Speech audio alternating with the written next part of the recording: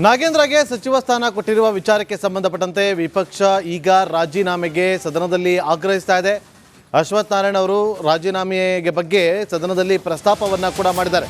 ವಿಪಕ್ಷ ನಾಯಕ ಆರ್ ಅಶೋಕ್, ಅದೇ ರೀತಿ ಬಿಜೆಪಿ ನಾಯಕರಾಗಿರುವಂಥ ಸುನೀಲ್ ಕುಮಾರ್ ಅವರು ಆಗ್ರಹಿಸಿದ್ದಾರೆ. ಕಳಂಕಿತ ಸಚಿವರನ್ನ ಸದನದಲ್ಲಿ ಮುಂದುವರಿಸಬಾರದು, ಅವರ ರಾಜೀನಾಮೆ ಪಡೆದು ಸದನ ಮುಂದುವರಿಸಿ. ಸಿದ್ದರಾಮಯ್ಯ ಅವರೇ ನಾಗೇಂದ್ರ ಅವರು ರಾಜೀನಾಮೆಯನ್ನು ಪಡೆದಿದ್ರು.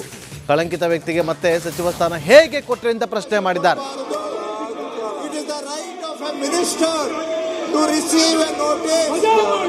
ಈಗ ಒಳಗೆ ಸ್ವಲ್ಪ ಚರ್ಚೆ ಮಾಡಿ ಅದನ್ನೇನೋ ಬಗೆಹರಿಸಲಿಕ್ಕೆ ಪ್ರಯತ್ನ ಮಾಡೋಣ. 1 ಗಂಟೆ ಮುಂದುವರ್ತಾ ಇದೆ. 1 ಗಂಟೆ ಮುಂದುವರ್ತಾ.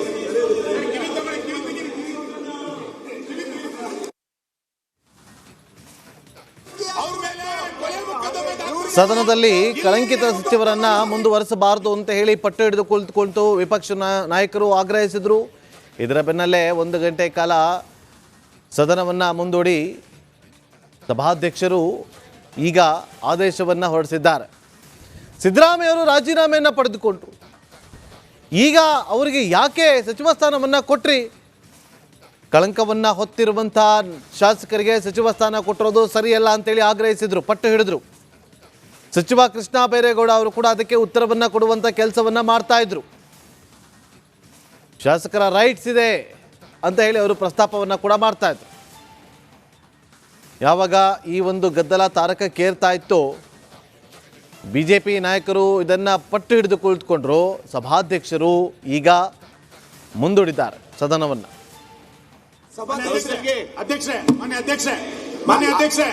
ನೀವು ಪ್ರಶ್ನೋತ್ತರ ತಗೋಬೇಕು ಅಂತ ಹೇಳ್ತಾ ಇದ್ದೀರಿ. ಪ್ರಶ್ನೋತ್ತರ ತಗೊಳ್ಳೋಣ. ಕಳಂಕಿತ ಸಚಿವರನ್ನ ಕೂರಿಸಿಕೊಂಡು ತಗೊಳಕಾಗತ್ತ? ನಾವು ಕಳಂಕಿತ ಸಚಿವರನ್ನ ಕೂರಿಸಿಕೊಂಡು ಭ್ರಷ್ಟಾಚಾರ ಮಾಡಿದಂತಹ ಸಚಿವರನ್ನ ಕೂರಿಸಿಕೊಂಡು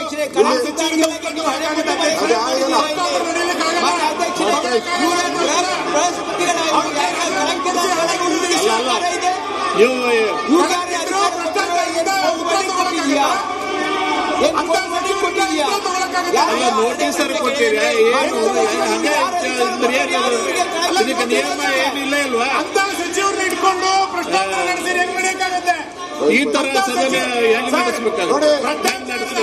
ನೀವು ಹೇಳಿ ವಿರೋಧ ಪಕ್ಷರೇ ಭ್ರಷ್ಟಾಚಾರ ಸರ್ಕಾರದ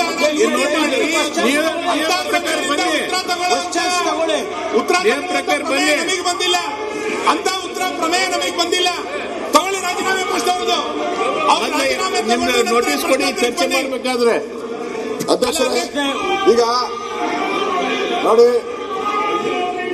ನಾವು ಈಗಾಗಲೇ ಸದನದ ಗೌರವನ್ನೇ ಒಂದು ನಿಮಿಷ ಕೂತ್ಕೊಳ್ಳಪ್ಪ ಅಧ್ಯಕ್ಷರೇ.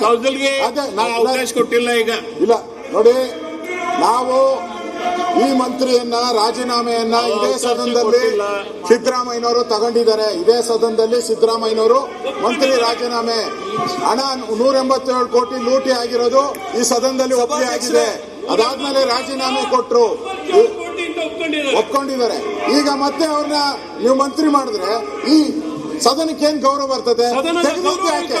ಅವ್ರನ್ನ ತೆಗೆದಿದ್ದು ಯಾಕೆ, ಸೇರ್ಸ್ಕೊಂಡಿದ್ದು ಯಾಕೆ ಅಂತ ಹೇಳ್ಬೇಕಲ್ಲ ಸದನಕ್ಕೆ. ಸರ್ಕಾರಕ್ಕೆ ಪ್ರಜಾಪ್ರಭುತ್ವದ ಮೇಲೆ ಗೌರವ ಇದೆಯಾ? 187 ಕೋಟಿ ಲೂಟಿ ಆಗಿರೋದು ನಿಜ. 187 ಕೋಟಿ ಲೂಟಿ ಆಗಿರೋದು ನೈತಿಕ ಹೊಣೆ ತನಿಖೆ ಆಗಲಿ.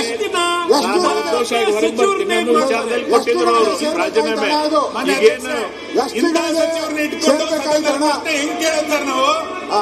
ಈ ಸದನ ಇಲ್ಲ, ಸದನ ನಡೆಯಕ್ಕೆ ಬಿಡಲ್ಲ, ಸದನ ನಡೆಯಕ್ಕೆ ಬಿಡಲ್ಲ ನಾವು ಯಾವುದೇ ಕಾರಣಕ್ಕೂ. ಹಾಗಾಗಿ ಈ ಸಚಿವರನ್ನ ಸನ್ಮಾನ್ಯ ನಾಗೇಂದ್ರ ಅವರನ್ನ ಮುಖ್ಯಮಂತ್ರಿಗಳು ಈ ತಕ್ಷಣ ಅವ್ರನ್ನ ವಜಾ ಮಾಡಬೇಕು.